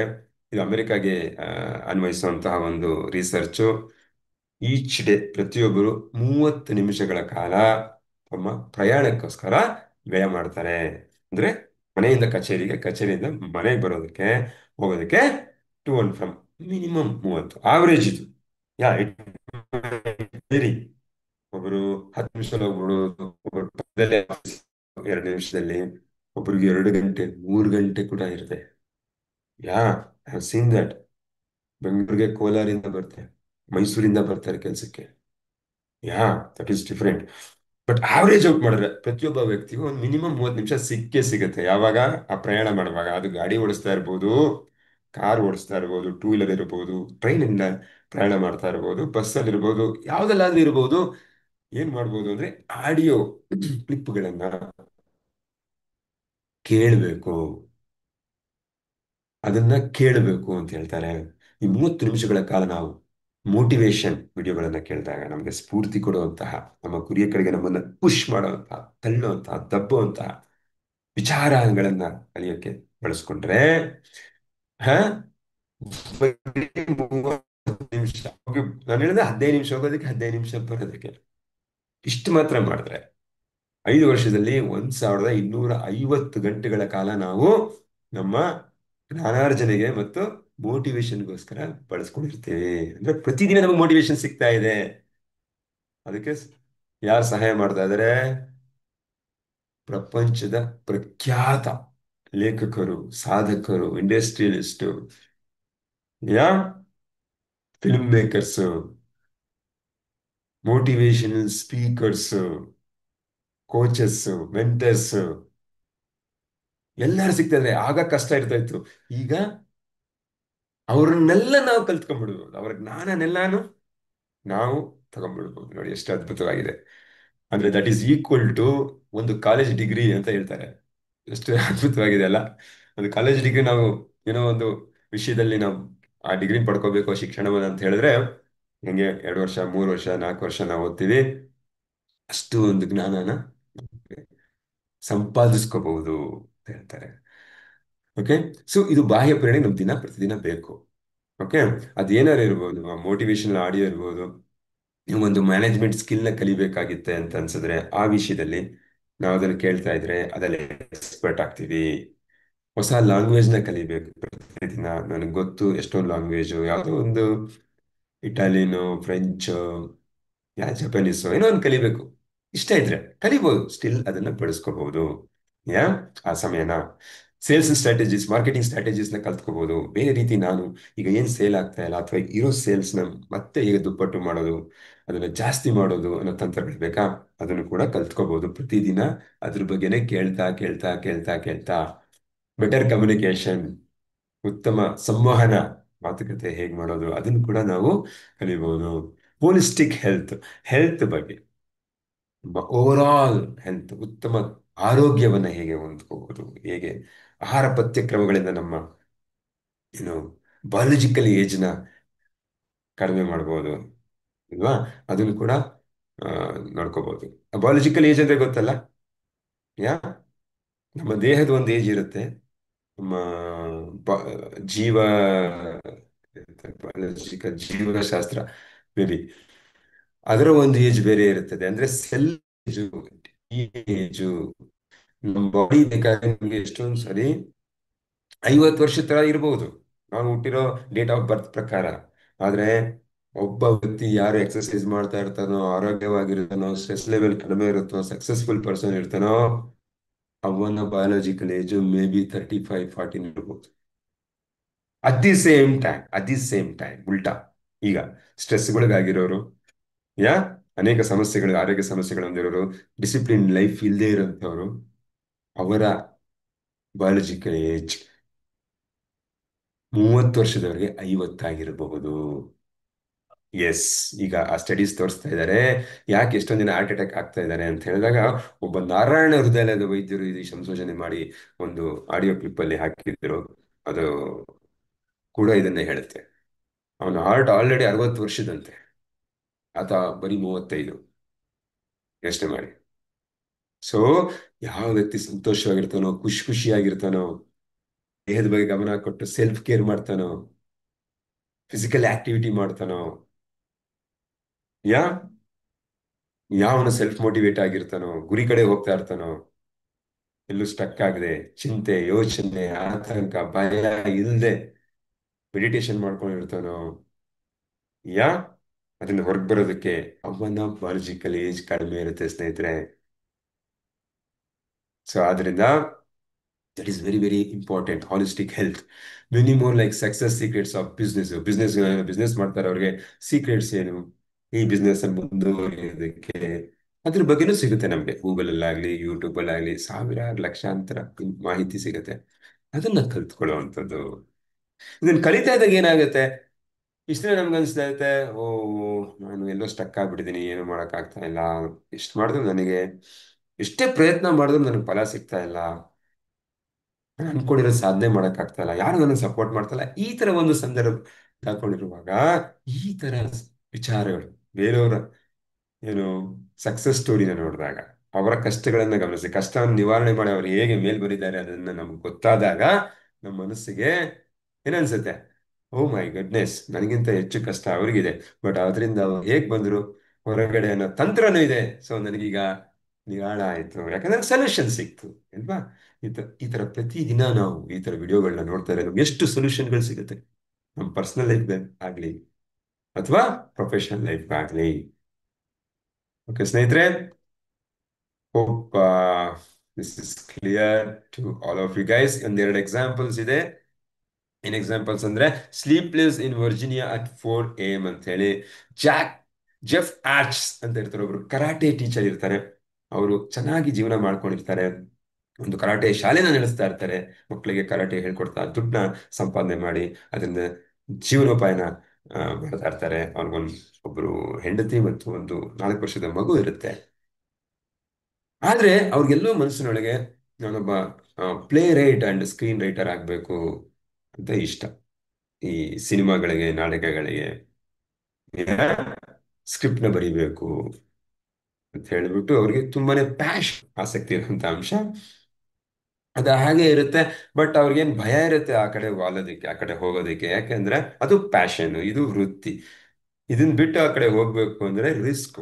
ನನಗಿದು ಅನ್ನ ಕೊಡ್ತಾ ಇದೆ, ಹೆಂಡತಿ ಇದ್ದಾಳೆ, ಮಗು ಇದೆ, ಅವ್ರು ನೋಡ್ಕೋಬೇಕು, ಶಾಲೆಗೆ ಕಳಿಸ್ಬೇಕು, ನನ್ನ ದೈನಂದಿನ ಖರ್ಚು ವೆಚ್ಚಗಳನ್ನು ನೋಡಬೇಕು. ಸೊ ಹಾಸಿಗೆ ಇದ್ದಷ್ಟು ಕಾಲ್ ಚಾಚು ಅಂತ ದುಡ್ಡು ಬರ್ತಾ ಇದೆ, ಖರ್ಚು ಮಾಡ್ಕೊಂಡು ಜೀವನ ಹೋಗ್ತಾ ಇದ್ದಾರೆ. ಬಟ್ ಅವ್ರಿಗೆ ಇಷ್ಟ ಇರುವಂತ ಕೆಲಸ ಮಾಡಬೇಕು. ಪದೇ ಪದೇ ಏನ್ ಮಾಡೋದು ಅಂತ ತಲೆಗೆ ಬರ್ತಾ ಇರುತ್ತೆ, ಬಟ್ ಅವ್ರಿಗೆ ಆ ಸುಳಿಯಿಂದ ಈಚೆ ಬರೋದಕ್ಕೆ ಆಗೋದಿಲ್ಲ. ಯಾ ಈ ಸಂಸಾರದ ಸುಳಿಲಿ ಸಿಕ್ಕಾಕೊಂಡಿರೋದ್ರಿಂದ. ಅಂದ್ರೆ ಅವ್ರಿಗೆ ಮನಸ್ಸಿನಲ್ಲಿ ಏನ್ ಅನ್ಸ್ತಾ ಇರುತ್ತೆ, ನನ್ಗೆ ಇನ್ನ ಏನೋ ಇದೆ, ಈ ಕರಾಟೆ ನಾನು ಬ್ಲ್ಯಾಕ್ ಬೆಲ್ಟ್ ಇರ್ಬೋದು, ಹೇಳ್ಕೊಡ್ತಾ ಇರ್ಬೋದು, ಬಟ್ ಇದಕ್ಕೆ ಮೀರಿ ಏನೋ ಒಂದಿದೆ, ಅದನ್ನ ನಾನು ಇನ್ನ ಹೆಚ್ಚಿನ ಸಾಧನೆ ಮಾಡಬಲ್ಲೆ, ಹೆಚ್ಚಿನ ಹಣ ಗಳಿಸಬಲ್ಲೆ ಅಂತ ಒಂದು ಕಾನ್ಫಿಡೆನ್ಸ್ ಇದೆ. ಯಾ ಹೀಗೆ ಅವ್ರು ಏನ್ ಮಾಡ್ತಾರೆ, ಒಂದ್ಸಾರಿ 4 ಗಂಟೆನಲ್ಲಿ ಟೋನಿ ರಾಬಿನ್ಸ್ ಅವರ personal power program. Tony Robbins ನಿಮ್ಗೆ ಗೊತ್ತಿರಬೇಕು, ಪ್ರಪಂಚದ ನಂಬರ್ 1 ಮೋಟಿವೇಶನಲ್ ಸ್ಪೀಕರ್ ಇವರು. ಮಿಲಿಯನ್ ಗಟ್ಟಲೆ ಜನರನ್ನ ಬದಲಾಯಿಸ್ಬಿಟ್ಟಿದ್ದಾರೆ ಬರೀ ಮಾತಲ್ಲೇ. ಇವರು ಒಂದು ಸೆಮಿನಾರ್ ಅಟೆಂಡ್ ಮಾಡಿ, ಟೈಮ್ ಇದ್ರೆ ನೋಡಿ, ಟೋನಿ ರಾಬಿನ್ಸ್ ಅಂತ ಹೇಳಿ, ಒಂದು ಲೈವ್ ಸೆಮಿನಾರ್ ಅಟೆಂಡ್ ಮಾಡಿದ್ರೆ ಎಷ್ಟೋ ಲೈಫ್ ಟ್ರಾನ್ಸ್ಫಾರ್ಮೇಶನ್ ಆಗ್ಬಿಡುತ್ತೆ. ಇವರು NLP ಹೀಲರ್ ಇವರು.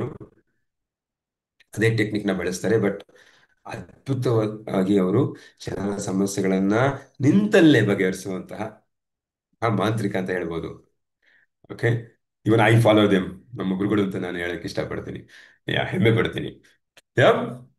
ಸೊ ಅವ್ರೇನ್ ಮಾಡ್ತಾರೆ, ಆ ಒಂದು ವಿಡಿಯೋ ನೋಡ್ತಾರೆ, ಅವಾಗ ಒಂದು ಪದ ಅವ್ರಿಗೆ ಇನ್ಸ್ಪಿರೇಷನ್ ಆಗುತ್ತೆ. ಹೌದಲ್ಲ, ಹೌದಲ್ವಾ, ನಾನು ಏನ್ ಮಾಡ್ತಾ ಇದ್ದೀನಿ, ಏನಾದ್ರು ಮಾಡ್ಬೇಕು ನಾನು. ಅವ್ರೇನ್ ಹೇಳ್ತಾ ಇದ್ದಾರೆ, ನಿನ್ನ ಹತ್ರ ಏನಿದೆ ಸಾಮರ್ಥ್ಯ, ಅದಕ್ಕಿಂತ ಹೆಚ್ಚಿನ ನೀನ್ ಮಾಡಬಹುದು, ನಿನಗೆ ಗೊತ್ತಿಲ್ಲ, ನೀನ್ ಮಾಡು ಅಂತ ಹೇಳೋ ಒಂದು ಪದನ ಹೇಳ್ತಾರೆ. ಆಗ ಅವ್ನಿಗೆ ಒಂಥರ ಫ್ಲಾಶ್ ಆಗತ್ತೆ, ವಾವ್, ನಾನಿರೋ ಸಾಮರ್ಥ್ಯ ಏನೋ ಇದೆ, ಅದನ್ನು ತಿಳ್ಕೊಳ್ಳದೆ ನಾನು ಏನು ಮಾಡ್ತಾ ಇದ್ದೀನಿ. ಸೊ ಮಾಡುವ ಅಂತ ಹೇಳಿ ಆ ನೈಟ್ ಡಿಸೈಡ್ ಮಾಡ್ತಾರೆ, ರಿಸ್ಕ್ ತಗೋತಾರೆ ಜೀವನದಲ್ಲಿ, ತಮ್ಮ ಕೆಲಸಕ್ಕೆ ರಿಸೈನ್ ಮಾಡ್ತಾರೆ, ಮತ್ತೆ ಸ್ಕ್ರೀನ್ ರೈಟ್ ಏನು ಸ್ಕ್ರಿಪ್ಟ್ಗಳನ್ನ ಬರೀತಾರೆ ಸಿನಿಮಾಗಳಿಗೆ. ಮುಂಚೆ 3 ರಿಂದ 4 ವರ್ಷ ಕೂತ್ಕೊಂಡು ಕದ್ದು ಮುಚ್ಚಿ ಬರ್ದಿರ್ತಾರೆ. ಆ ಸ್ಕ್ರಿಪ್ಟ್ಗಳು ಏನ್ ಬರ್ದಿರ್ತಾರೆ, ಈಗ ಅವರಿಗೆ 1 ತಿಂಗಳಲ್ಲೇ ಬರೆಯಕ್ಕೆ ಸಾಧ್ಯ ಆಗುತ್ತೆ ಆ ಅನುಭವದಿಂದ. ಆ ಅದನ್ನ 3 ತಿಂಗಳೊಳಗೆ ಸೇಲ್ ಮಾಡ್ತಾರೆ, ಅಥವಾ ಅದಕ್ಕೆ ಡಿಮ್ಯಾಂಡ್ ಬರುತ್ತೆ. ಡಿಮ್ಯಾಂಡ್ ಬಂದಾಗ ಏನಾಗುತ್ತೆ, ಅದ್ಭುತ ಜರುಗ್ಬಿಡುತ್ತೆ. ಏನು ಹಾಲಿವುಡ್ ಸಿನಿಮಾ ಏನಿದೆ, 2 ಸ್ಲೀಪ್ಲೆಸ್ ಅಂತ ಸೀಟಲ್ ಅನ್ನೋ ಒಂದು ಸಿನಿಮಾಗೆ ಅವರು ಸ್ಕ್ರಿಪ್ಟ್ ನ ಬರ್ಕೊಡ್ತಾರೆ. ಅದಕ್ಕಾಗಿ ಅವ್ರಿಗೆ $3.5 ಮಿಲಿಯನ್ ಪೇಮೆಂಟ್ ಸಿಗತ್ತೆ. $3.5 ಮಿಲಿಯನ್. ಕರಾಟೆ ಕ್ಲಾಸ್ ಮಾಡ್ತಾ ಇದ್ದಿದ್ದು ಎಷ್ಟು, $10 $20ಗೆ $3.5 ಮಿಲಿಯನ್ ಸಿಗತ್ತೆ. ಎರಡೇ ಎರಡು ಸ್ಕ್ರೀನ್ ರೈಟಿಂಗ್. ಅದ್ರ ಜೊತೆಗೆ ಹಲವಾರು ಪುರಸ್ಕಾರ ಪ್ರಶಸ್ತಿಗಳು, ಆಸ್ಕರ್ ನಾಮಿನೇಷನ್ ಆಗ್ತಾರೆ. ಆಮೇಲೆ writer guild of America, British award, ಇದೆಲ್ಲ ಹುಡುಕೊಂಡು ಬರ್ತಾ ಹೋಗುತ್ತೆ. ಇದೆಲ್ಲ ಹುಡುಕೊಂಡು ಬರ್ತಾ ಹೋಗುತ್ತೆ. ಸೊ ಆದ್ರಿಂದ ಆ ಒಂದೇ ಒಂದು ಪದ, ಒಂದೇ ಒಂದು ಕ್ಲಾಸ್, ಒಂದೇ ಒಂದು ಸೆಷನ್ ಅವ್ರಿಗೆ ಮ್ಯಾಜಿಕ್ ಮಾಡಿಬಿಡುತ್ತೆ. ಈ ತರ ಎಷ್ಟೋ ಜನಕ್ಕಾಗಿದೆ ಪ್ರಪಂಚದಲ್ಲಿ, ಸಾವಿರಾರು ಮಿಲಿಯನ್ ಗಟ್ಟಲೆ ಜನಕ್ಕಾಗಿರೋದು ಆ ಒಂದು ಸೆಷನ್ ಅವರ ಜೀವನನೇ ಬದಲಾಯಿಸ್ಬಿಟ್ಟಿರುತ್ತೆ. ಎಲ್ಲೋ ಆಯ್ತು, ನನ್ನ ಜೀವನ ಮುಗೀತಪ್ಪ, ಆಗೋಯ್ತು, ಇನ್ನು ನನ್ನ ಕೈಯಲ್ಲಿ ಏನೂ ಆಗಲ್ಲ, ಕುಗ್ಗಿ ಕುಸಿದು ಹೋಗ್ಬಿಡ್ತಾ ಇರ್ತಾರೆ ಪಾತಾಳಕ್ಕೆ. ಯಾರೋ ಒಬ್ರು ಬಾಹ್ಯ ಪ್ರೇರಣೆ, ಸ್ನೇಹಿತರು, ಫ್ರೆಂಡ್ಸು, ಗುರುಗಳು, ಎಲ್ಲೋ ಒಂದು ಮೊಬೈಲ್ ಒಂದು ಕೋಟು, ಅದು ಕೂಡ ಕೆಲಸ ಮಾಡಿದೆ ಎಷ್ಟೊಂದು ಜನಕ್ಕೆ ಕೇಳಿದ್ದೀನಿ.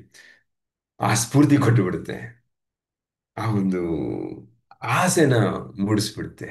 ಹೇ, ಏನ್ ಮಾಡ್ತಾ ಇದ್ದೀನಿ, ಹೌದು ನನ್ನ ಸಾಮರ್ಥ್ಯ ಇದೆ ಅಂತ ಹೇಳಿ ಅದನ್ನ ಅವ್ರು ಈಚೆ ಬಂದು ಸಾಧನೆಗಳನ್ನ ಮಾಡಿದ್ದಾರೆ ಸ್ನೇಹಿತರೆ. ಓಕೆ ಸ್ನೇಹಿತರೆ, ನೆಕ್ಸ್ಟ್ ಇನ್ನೊಂದು ಚಿಕ್ಕ example. Audio tape unleashed his creativity. Alan Coses ಅಂತ ಇರ್ತಾರೆ, ಹಾಲಿವುಡ್ ಟೆಲಿವಿಷನ್ ಪ್ರೊಡ್ಯೂಸರ್ ಅವರು. ಈಗ ನಮ್ಗೆ ಸೀರಿಯಲ್ಗಳಲ್ಲಿ ನಾವು ನೋಡ್ತೀವಲ್ಲ, ಸೀರಿಯಲ್ ಮೇಲೆ ಸೀರಿಯಲ್ ಬರ್ತಾ ಇರುತ್ತೆ, ಪ್ರೊಡ್ಯೂಸ್ ಮಾಡ್ತಾರೆ ನಮ್ಮ ಕನ್ನಡದಲ್ಲಾಗಲಿ ಏನಂದ್ರೆ. ಅದೇ ರೀತಿ ಇವರು ಒಬ್ರು ಸಕ್ಸಸ್ಫುಲ್ ಪ್ರೊಡ್ಯೂಸರ್, ಒಳ್ಳೊಳ್ಳೆ ಸೀರಿಯಲ್ಗಳನ್ನ ಮಾಡ್ತಾ ಇರ್ತಾರೆ, ಅದು ಓಡ್ತಾ ಇರುತ್ತೆ 20 ವರ್ಷ ಚೆನ್ನಾಗಿ. ಆದ್ರೂ ಅವ್ರ ಮನಸ್ಸಲ್ಲಿ ಏನೋ ಒಂಥರ ಅಸಂತೃಪ್ತಿ, ಅಸಮಾಧಾನ. ಏನ್ ಮಾಡ್ತಾ ಇದ್ದೀನಿ ನಾನು, ಬೇರೆ ಏನೋ ಇದೆ ನನ್ನಲ್ಲಿ ಅಂತ ಅನ್ನಿಸ್ತಾನೆ ಇರುತ್ತೆ. ಆ ಇನ್ನೂ ಹೆಚ್ಚಿನ ಗುಣಮಟ್ಟದ ಏನೋ ಕೊಡಬೇಕು, ಜನಗಳಿಗೆ ಇನ್ನೂ ಏನೋ ಒಂದು ನಾನು ಸೇವೆ ಮಾಡಬೇಕು, ಅಥವಾ ಈ ತರ ಯೋಚನೆಗಳು ಬರ್ತಾ ಇರುತ್ತೆ. ಕೊರ್ಗಿ ಕೊರ್ಗಿ ಏನ್ ಮಾಡ್ತಾರೆ, ಅವ್ರಿಗೆ ಕೆಲಸದಲ್ಲಿ ಆಸಕ್ತಿ ಕಡಿಮೆ ಆಗುತ್ತೆ, ಸ್ಟ್ರೆಸ್ ಜಾಸ್ತಿ ಆಗುತ್ತೆ. ಸ್ಟ್ರೆಸ್, ಒತ್ತಡ ಜಾಸ್ತಿ ಆದಾಗ ಗೊತ್ತಿದೆ ನಿಮ್ಗೆ, ಯಾವ್ದ ಕೆಲಸ ಮಾಡೋದಕ್ಕೂ ಮನಸ್ಸು ಬರೋದಿಲ್ಲ. ಕೂತಿದ್ರೆ ಕೂತಿರೋನೇ, ಕೂತ್ಕೊಂಡೇ ಇರೋಣ ಅಂತ ಅನ್ಸುತ್ತೆ, ನಿಂತಿದ್ರೆ ನಿಂತಿರೋಣ, ಅಲ್ವಾ, ಮಲಗಿದ್ರೆ ಮಲಗೇ ಇರೋಣ, ಉತ್ಸಾಹ ಇರೋದಿಲ್ಲ ಜೀವನದಲ್ಲಿ. ಹಾಗಾಗಿ ಅವರು ವೆಯ್ಟ್ ಕೂಡ ಗೇನ್ ಮಾಡ್ಬಿಡ್ತಾರೆ, ಬಲೂನ್ ತರ ಊದಕ್ ಶುರು ಮಾಡ್ಬಿಡ್ತಾರೆ, ಬಲೂನ್ ತರ ಊದಕ್ ಶುರು ಮಾಡ್ಬಿಡ್ತಾರೆ. ಮತ್ತೆ ಅವರ ಕಾರ್ಯಕ್ರಮ ಏನ್ ನಡೀತಾ ಇತ್ತು ಸೀರಿಯಲ್, ಅದು ಕೂಡ ನಿಂತು ಹೋಗುತ್ತೆ. ಬೇರೆ ಹೊಸ ಹೊಸ ಕಾರ್ಯಕ್ರಮಗಳನ್ನು ಮಾಡಕ್ ಹೋಗ್ತಾರೆ, ಆದ್ರೆ ಅದಕ್ಕೆ ಸರಿಯಾಗಿ ಆ ಏನು ಸ್ಪಾನ್ಸರ್ ಸಿಗೋದಿಲ್ಲ, ಅದಕ್ಕೆ ಬೇಕಾಗಿರುವಂತಹ ಸಪೋರ್ಟ್ಗಳು ಸಿಗೋದಿಲ್ಲ. ಯಾಕಂದ್ರೆ ಇವ್ರು ಈ ರೀತಿ ಆಗ್ತಾ ಇರೋದ್ರಿಂದ ಅವ್ರ ಮೇಲೆ ನಂಬಿಕೆ ಕೂಡ ಕಡಿಮೆ ಆಗ್ತಾ ಇರುತ್ತೆ. Physically is becoming so weak. ಹೀಗಿರುವಾಗ ಒಂದು ಆಡಿಯೋ ಟೇಪ್ನ ಕೇಳ್ತಾರೆ ಅವರು. ಆಡಿಯೋ ಟೇಪ್ನ ಕೇಳಿದಾಗ ಅವ್ರಿಗೆ ಆ ಒಂದು, ಇವ್ರಿಗೇನಾಗಿತ್ತು, ಜೆಫ್ ಆಶ್ ಅವ್ರಿಗೆ, ಇವ್ರಿಗೂ ಕೂಡ ಒಂದು ಸ್ಟ್ರೈಕ್ ಆಗುತ್ತೆ. ಹೌದು, ವಾಟ್ ಐ ಆಮ್ ಡೂಯಿಂಗ್, ನಾನೇನು ಮಾಡಬಲ್ಲೆ, ಹಾ, ನಾನೇನು ಆ, ಸಾಧಿಸಬಲ್ಲೆ, ನನ್ನ ಹತ್ರ ಏನೋ ಇದೆ ಅಂತ ಹೇಳ್ಬಿಟ್ಟು ಅವರು ಆಡಿಯೋ ಟೇಪ್ನಿಂದ ಪ್ರೇರಣೆ ತಗೊಂಡು ಅದರಿಂದ ಈಚೆ ಬರೋಕ್ಕೆ ಕೆಲಸ ಮಾಡ್ತಾರೆ. ಮತ್ತು ಅದರಿಂದ ಈಚೆ ಬಂದು ಹಲವಾರು ಸಾಧನೆಗಳನ್ನ ಅವರು ಮಾಡ್ತಾರೆ. ಮತ್ತೆ ಹೆಚ್ಚಿನ ಮಟ್ಟದ ಉನ್ನತಿ, ಹೆಚ್ಚಿನ ಮಟ್ಟದ ಹಣ ಎಲ್ಲವನ್ನು ಸಂಪಾದನೆ ಮಾಡ್ತಾರೆ. ಸೊ ಚಿಕ್ಕದಾಗಿ ನಾನು ಕ್ಲೋಸ್ ಮಾಡಿದ್ದೀನಿ. ಸೊ ಹಾಗಾಗಿ ಸ್ನೇಹಿತರೆ, ಆಕ್ಟಿವಿಟಿ ಏನು, ಇವತ್ತಿಂದ ಇವತ್ತಿಂದ ನಿಮ್ಮ ಮಾಸ್ಟರ್ಸ್ ಆಡಿಯೋಗಳನ್ನ, ನಿಮ್ಗೆ ಪ್ರೇರಣೆ ನೀಡುವಂತಹ ಆಡಿಯೋಗಳನ್ನ ಪ್ರತಿ ದಿನ 15 ನಿಮಿಷ ಅಥವಾ 30 ನಿಮಿಷ ಕೇಳಬೇಕು. ಯಾ ಯಾವಾಗ ಕೂತ್ಕೊಂಡು ಕೇಳಿದ್ರೆ ಸಂತೋಷ, ಇಲ್ವಾ ಸಮಯ, ದಟ್ಸ್ ಫೈನ್. ನಾನು ಅಡುಗೆ ಮಾಡ್ತಾ ಇದ್ದೀನ, ಪಕ್ಕದಲ್ಲಿ ಓಡ್ತಾ ಇರಬೇಕು, ಅಥವಾ ಇಯರ್ಫೋನಲ್ಲಿ ಕೇಳ್ಬೋದು, ಅಥವಾ ವಾಕಿಂಗ್ ಮಾಡ್ತಾ ಇದ್ದೀನ, ಸ್ಟಿಲ್ ಕೇಳ್ಕೊಂಡು ಹೋಗ್ಬೋದು. ನಿಮ್ಮಲ್ಲಿ ಕೆಲವರು ಮಾಡ್ತಾ ಇದ್ದೀರಾ, I appreciate that, continue doing that. ಅಥವಾ ಯಾವುದೇ ಒಂದು ಸಂದರ್ಭದಲ್ಲಿ ನಾನು ನನ್ನ ಫೋಕಸ್ ಅಷ್ಟು ಬೇಡ ಅಂತ ಅನ್ನೋ ಕೆಲಸ ಮಾಡ್ತಾ ಇರುವಾಗ, ಲೈಕ್ ಡ್ರೈವಿಂಗ್ ಅಲ್ಲಿ ಫೋಕಸ್ ಬೇಕು, ಬಟ್ ಎಲ್ಲೋ ಒಂದ್ ಕಡೆ ಕೇಳ್ತಾ ಇದ್ದಾಗ ಅದು ನನಗೆ ಕೇಳಿಸ್ತಾ ಇರಬೇಕು. ಯಾವ ರೀತಿ ಅಂದ್ರೆ ನೋಡೋ ತರ ಇರಬಾರ್ದು, ಅದು ಗಮನ ಸೆಳೆಯೋ ತರ ಇರಬಾರ್ದು, ಕೇಳೋ ತರ ಇರಬೇಕು. ಅವಾಗ ನಮ್ಮ ಗಮನ ಏನ್ ಕೆಲಸದಲ್ಲಿ ಮಾಡ್ತಾ ಇರ್ತೀವಿ ಅದ್ರ ಕಡೆ ಇರುತ್ತೆ, ಅದರಿಂದ ಡಿಸ್ಟ್ರಾಕ್ಟ್ ಆಗೋದಿಲ್ಲ. ಅದು ಮುಖ್ಯನೇ. ಓಕೆ. ಡ್ರೈವಿಂಗ್ ಮಾಡುವಾಗ ನಾವು ಏನ್ ಕೆಲಸ ಮಾಡ್ತಾ ಇದ್ದೀವಿ ಅದಕ್ಕೆ ಫೋಕಸ್ ಮಾಡೋದು ಮುಖ್ಯ. ಬಟ್ ಕೇಳಬೇಕು. ಹಂಗನ್ಬಿಟ್ಟು ಎರಡೂ ಕಿವಿಗೆ ಹಾಕೊಂಡ್ಬಿಟ್ಟು ಫುಲ್ ಬ್ಲಾಕ್ ಮಾಡ್ಕೊಂಡು ಹಿಂದೆ ಹಾರ ನೋಡಿತಾ ಇರ್ತಾನೆ, ಕೇಳಿಸಲ್ಲ, ಅದರಿಂದ ಬೇರೆಯವ್ರಿಗೆ ಅನಾನುಕೂಲ ಬೇಡ. ಸ್ವಲ್ಪ ಕೇಳತ್ತಾರ ಒಂದ್ ಕಿವಿಗೆ ಹಾಕೊಳ್ತಾರ, ಸೊ ಸಣ್ಣದಾಗಿ ವಾಲ್ಯೂಮ್ ಇಟ್ಕೊಳ್ತಾರ ಕೇಳ್ಕೊಂಡು ನಾವು ಡ್ರೈವ್ ಮಾಡಿ ಈ ಸಮಯನ ಬಳಕೆ ಮಾಡ್ಕೋಬಹುದು. ಓಕೆ. ಸೊ ಇವತ್ತಿಂದ ಅದನ್ನ ಶುರು ಮಾಡಿ. ಅದು ಮೋಟಿವೇಶನ್ ಸ್ಪೀಕರ್ ಇರ್ಬೋದು, ಯಾವುದೇ ಸಂಪಾದನೆ ಮಾಡೋದಿರಬಹುದು. ಯಾಕಂದ್ರೆ ನಿಮ್ಗೆ ಗೊತ್ತಿಲ್ಲ, ಯಾವುದೇ ಒಂದು ಮೆಂಟರ್, ಯಾವುದೇ ಒಂದು ಕೋಚ್, ಯಾವುದೇ ಒಂದು ಮಾಸ್ಟರ್, ಒಂದು ಒಡನಾಟ ನಿಮಗೆ ಆ ಪ್ರೇರಣೆ ನೀಡಬಹುದು. ಆ ಒಂದು ಮಾತುಗಳು, ಆ ಒಂದು ಪರ್ಟಿಕ್ಯುಲರ್ ಲೈನ್ ಕೂಡ ನಮ್ಮ ಮೇಲೆ ಅಗಾಧವಾದಂತಹ ಪರಿಣಾಮಗಳನ್ನ ಮಾಡಿಬಿಡಬಹುದು. Yeah, thank you so much friends for joining for today's class. ನಾವೀಗ ಏನ್ ಮಾಡುವ, ಒಂದು ಫೋಟೋ ತಗೊಳ್ಳೋಣ. Yes, ನಮ್ಮ rituals, please come on camera. 1 2 4 ready steady 1 2 3 go. ನಾನು ಒಬ್ಬ ಯೋಧ, ಭಯದ ನಡುವೆಯೂ ನಾನು ಕ್ರಮ ಕೈಗೊಳ್ಳುತ್ತೇನೆ. ನಾನು ಒಬ್ಬ ಯೋಧ, ಏನೇ ಆಗಲಿ ನಾನು ಏನನ್ನಾದರೂ ಮಾಡಲು ಸಿದ್ಧನಾಗಿದ್ದೇನೆ. ನಾನು ಒಬ್ಬ ಯೋಧ, ನಾನು ಪ್ರತಿಯೊಂದು ಕೆಲಸವನ್ನು 100% ಮಾಡುತ್ತೇನೆ. ನಾನು ಒಬ್ಬ ಯೋಧ, ನಾನು ಕಠಿಣವಾದದ್ದನ್ನು ಮಾಡಲು ಸಿದ್ಧನಾಗಿದ್ದೇನೆ. ನಾನು ಒಬ್ಬ ಯೋಧ, ಯಾವುದೇ ರೀತಿಯ ಮನಸ್ಥಿತಿಯ ನಡುವೆಯೂ ನಾನು ಕ್ರಮ ಕೈಗೊಳ್ಳುತ್ತೇನೆ. ನಾನು ಒಬ್ಬ ಯೋಧ, ಯಾವುದೇ ಅಡಚಣೆಗಿಂತಲೂ ನಾನು ದೊಡ್ಡವನಾಗಿದ್ದೇನೆ. ನಾನು ಒಬ್ಬ ಯೋಧ, ನಾನು ಏನು ನಡೆದರೂ ಸಹ ಯಶಸ್ಸನ್ನು ಸಾಧಿಸುತ್ತೇನೆ. ನಾನು ಒಬ್ಬ ಯೋಧ, ನಾನು ಎಂದಿಗೂ ಸೋಲನ್ನು ಒಪ್ಪಿಕೊಳ್ಳುವುದಿಲ್ಲ. ಎಸ್, ನಾನು ಒಬ್ಬ ಯೋಧ, ನನ್ನ ಜೀವನದ ಪ್ರತಿಯೊಂದು ಕ್ಷಣವನ್ನು ನಾನೇ ಸೃಷ್ಟಿಸುತ್ತೇನೆ. ನಾನು ಒಬ್ಬ ಯೋಧ, ನನ್ನ ಆಯ್ಕೆಗಳು ನನ್ನ ವಾಸ್ತವಿಕತೆಯನ್ನು ರೂಪಿಸುತ್ತದೆ. ನಾನು ಒಬ್ಬ ಯೋಧ, ನನ್ನ ಪ್ರತಿಕ್ರಿಯೆ ನನ್ನ ಫಲಿತಾಂಶವನ್ನು ರೂಪಿಸುತ್ತದೆ. ಎಸ್, ವೆರಿ ವೆರಿ ಇಂಪಾರ್ಟೆಂಟ್ ಇದು. ನನಗಾಗೋದಿಲ್ಲ ಅನ್ನೋ ಮಾತೇ ಇಲ್ಲ. ನಾನು ಮಾಡೋದು ಅಥವಾ ಬಿಡೋದು ಕೇವಲ ನನ್ನ ಆಯ್ಕೆ. ಪ್ರಯತ್ನಿಸ್ತೇನೆ ಅನ್ನೋದಿಲ್ಲ, ನಾನು ಮಾಡ್ತೇನೆ ಇಲ್ಲ ಮಾಡೋದಿಲ್ಲ. ನಾನು ನನ್ನ ಹೃದಯಕ್ಕೆ ಸತ್ಯನಿಷ್ಠನಾಗಿದ್ದೇನೆ. ನಾನು ಒಬ್ಬ ಯೋಧ, ನಾನು ನನ್ನ ಸತ್ಯವನ್ನು ಸಹಾನುಭೂತಿಯೊಂದಿಗೆ ಹೇಳುತ್ತೇನೆ. ನಾನು ಒಬ್ಬ ಯೋಧ, ನಾನು ನನ್ನ ಬದ್ಧತೆಯನ್ನು ಕಾಯ್ದುಕೊಳ್ಳುತ್ತೇನೆ. ನಾನು ಒಬ್ಬ ಯೋಧ, ನನ್ನ ಮಾತೇ ಕಾನೂನು. ನಾನು ಒಬ್ಬ ಯೋಧ, ನಾನು ನನ್ನನ್ನು ಈಗಲೇ ಅನುಮೋದಿಸುತ್ತೇನೆ. ನಾನು ಒಬ್ಬ ಯೋಧ, ನನಗೆ ಎಲ್ಲಾ ಸಾಧ್ಯವಿದೆ ಎಂದು ನಾನು ನಂಬುತ್ತೇನೆ. ನಾನು ಒಬ್ಬ ಯೋಧ, ನಾನು ನನ್ನ ಗುರಿಗಳನ್ನು ಸಾಧಿಸುತ್ತೇನೆ. ನಾನು ಒಬ್ಬ ಯೋಧ, ನಾನು ಒಬ್ಬ ಯೋಧ, ನಾನು ಒಬ್ಬ ಯೋಧ. ಎಸ್, ನೀವು ಎಲ್ಲರೂ ಯೋಧರೆ. ಇಷ್ಟರಲ್ಲೇ ನಮ್ಮ ಏನು ಯುದ್ಧವನ್ನ ಗೆಲ್ತಾ ಇದ್ದೀವಿ. ನಮ್ಮ ಮೇಲೆ ನಾವು ಹಾಕೊಂಡಿರೋ ಒಂದು ಯುದ್ಧ, ಪರಿವರ್ತನೆ ಯುದ್ಧದಲ್ಲಿ ನಾವು ಜಯಶಾಲಿಗಳಾಗ್ತೀವಿ. ಓಕೆ. ಯಾ, ಈಗ ನಮ್ಮ ಸೆಕೆಂಡ್ ರಿಚುವಲ್ ಪರಿಮಿತ ಅಂತ ನಿಲ್ಲಿಸುವ ಸಮಯ. 3 ಚಪ್ಪಾಳೆ, ಒಂದು ಕ್ವಶನ್. 1 2 3 ಗೋ. ನಾನು ಅಪರಿಮಿತ. ನಾನು ಅಪರಿಮಿತ. ನಾನು ಅಪರಿಮಿತ.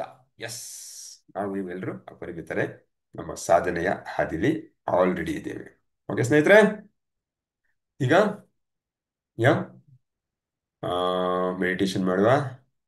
ಯಾ, ಸೊ ಅಗೇನ್ ಸೇಮ್ ಓಂಕಾರ ಅಲ್ವಾ?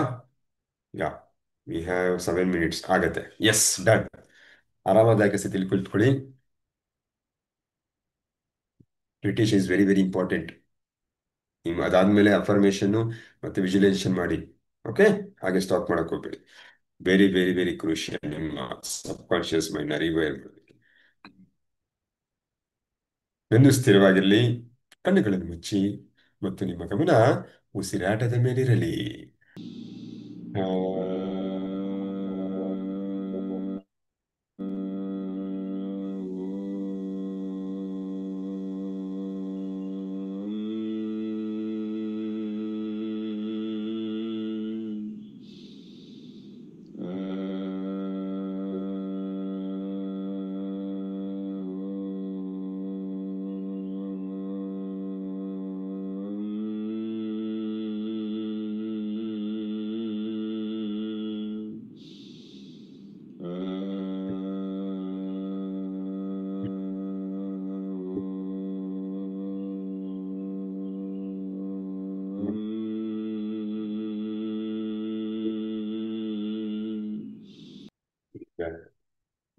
ಈ ಸಾಮಾನ್ಯದ ಉಸಿರಾಟವನ್ನು ಆಡಿ 3 ಬಾರಿ ದಣದಿಂದ ಹೊರಗಡೆ ಬರಬಹುದು. ಶುಭವಾಗಲಿ.